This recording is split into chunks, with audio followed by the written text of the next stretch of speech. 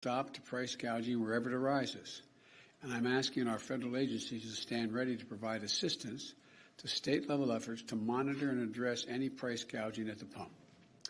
Nobody should be using this situation for financial gain. That's what the hackers are trying to do. That's what they're about, not us. That's not who we are. And as for the people who carried out this attack, the FBI has released details on the attack so others can take steps to prevent from being victimized like Colonial has been. We do not believe, I emphasize, we do not believe the Russian government was involved in this attack. But we do have strong reason to believe that the criminals who did the attack are living in Russia. That's where it came from. We're from Russia. We have been in direct communications with Moscow about the imperative for responsible countries to take decisive action against these ransomware networks. And we're also going to pursue a measure to disrupt their ability to operate. And our Justice Department has launched a new task force dedicated to prosecuting ransomware hackers to the full extent of the law. And finally, let me say that this event is providing an urgent reminder of why we need to harden our infrastructure and make it more resilient against all threats, natural and man-made. My administration is continuing to safeguard our critical infrastructure, the majority of which is privately owned and managed, like Colonial Pipeline. Private entities are in charge of their own cybersecurity, and we know what they need. They need greater private sector investment in cybersecurity.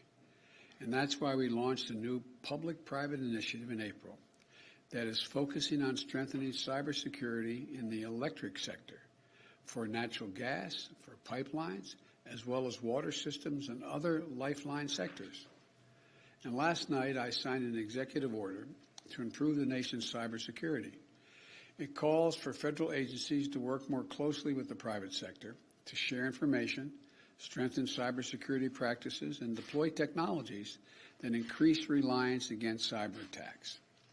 It outlines innovative ways the government will drive to deliver security and software, using federal buying power to jumpstart the market and improve the products that all Americans use.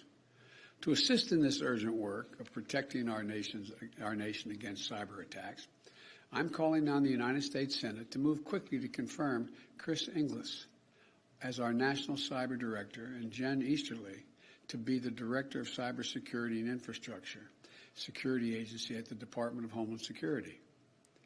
In America, we've seen critical infrastructure taken offline by floods, fires, storms, and criminal hackers. In Texas last month, we saw what happens when storms hit power systems that aren't fully modernized or ready for the threats of extreme weather with tragic results. Now we're seeing the effect of criminal hackers with gas lines throughout the the southeast. And we're in a competition with China and the rest of the world to win the 21st century economically. And we're not going to win it in competing with an infrastructure that is out of the 20th century. We need a modern infrastructure. My American Jobs Plan includes transformative investments in modernizing and securing our critical infrastructure. Later this afternoon, I'll be meeting with Republican senators to discuss ways we can move forward on modernizing the infrastructure we have today and building the infrastructure we need for tomorrow. I'm willing to negotiate, as I've indicated yesterday to the House members and to the leadership. But it's clearer than ever that doing nothing is not an option. Again, we expect things to return to normal over the next several days. I will be monitoring Colonial's progress and the federal government's support every step of the way. So stay strong.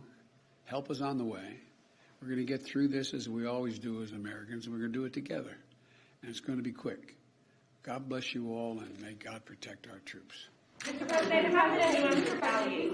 The hackers are believed to be living in Russia. At what point does the U.S. start to try to inflict pain on governments who allow this sort of thing to happen in their territory? We are working to try to get to the place where we have sort of an international standard that governments, knowing that criminal activities are happening from their territory, that we all move on those criminal enterprises, and I expect that's one of the topics I'll be talking about with President Putin. Are you confident that Putin was not involved? Are you confident that Putin was not involved? I am confident that I've read the report of the FBI accurately, and they say they were not. He was not. The government was not. Mr. President, Wednesday's executive order mentions the Colonial Pipeline directly, but the press release says it only encourages private sector companies to follow the federal government's lead, which encouragement is good, but in the face of profit, it's kind of sketchy. So what concrete steps is the administration taking to ensure that companies are prepared and held accountable for their cybersecurity issues? You've asked three different questions in that one thing, I think, as I understand it.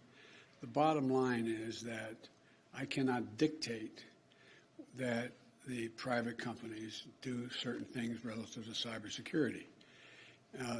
A lot of you are very seasoned reporters. You've been covering this debate up on the Capitol Hill before I became president, and unrelated to President Trump, just a debate internally among senators as to whether or not the government should be insisting, and it gets into privacy issues and a whole range of things.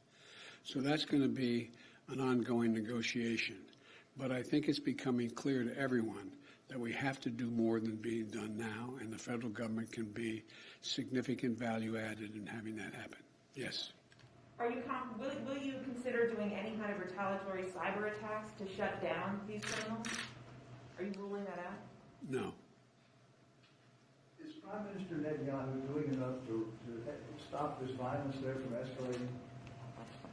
I had a brief conversation with him yesterday, and I have my intelligence community, the Defense Department, as well as the State Department, have been in contact with all of their counterparts not only in Israel, but in the region.